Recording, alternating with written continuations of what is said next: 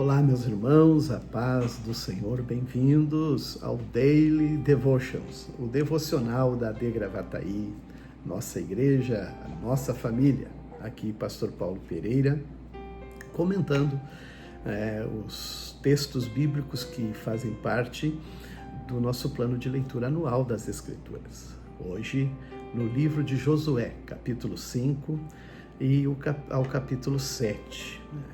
E é muito especial essa porção da leitura que nós nos encontramos, porque Josué está agora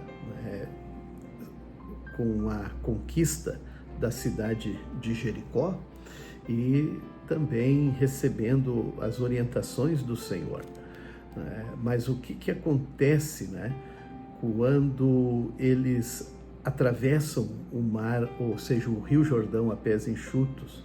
Porque todos os reis amorreus a oeste do Jordão, que estavam dentro da terra de Canaã, estavam do outro lado e passaram então agora para dentro da terra de Canaã, que viviam também junto ao mar, eles souberam como o Senhor havia secado o Jordão.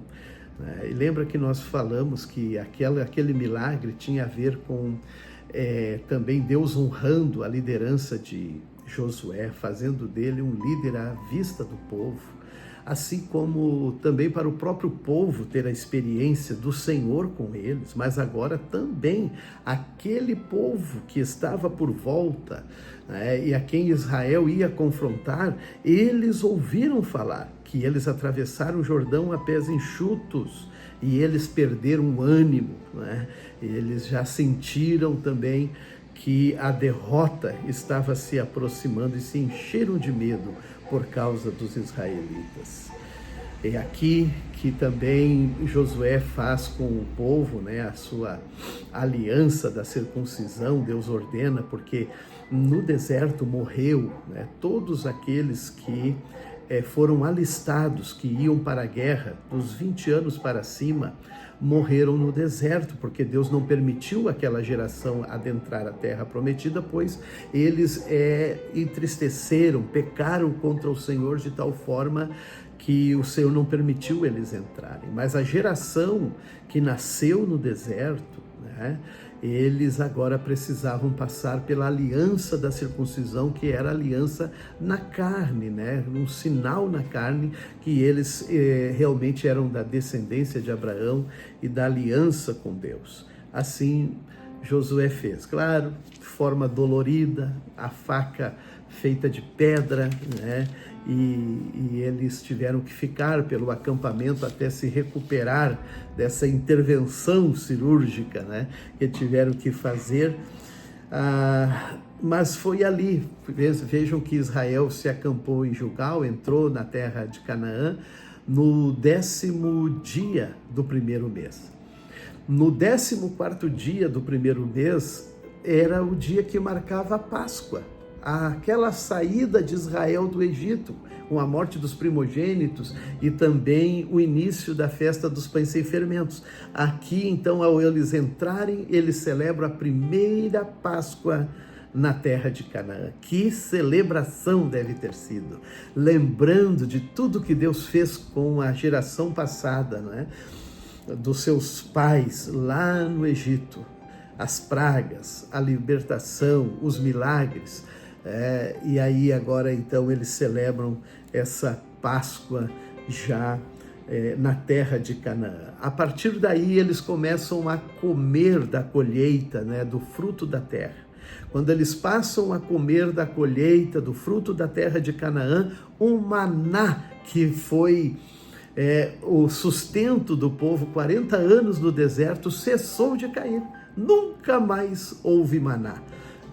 Eles começaram a viver então da sua própria produção.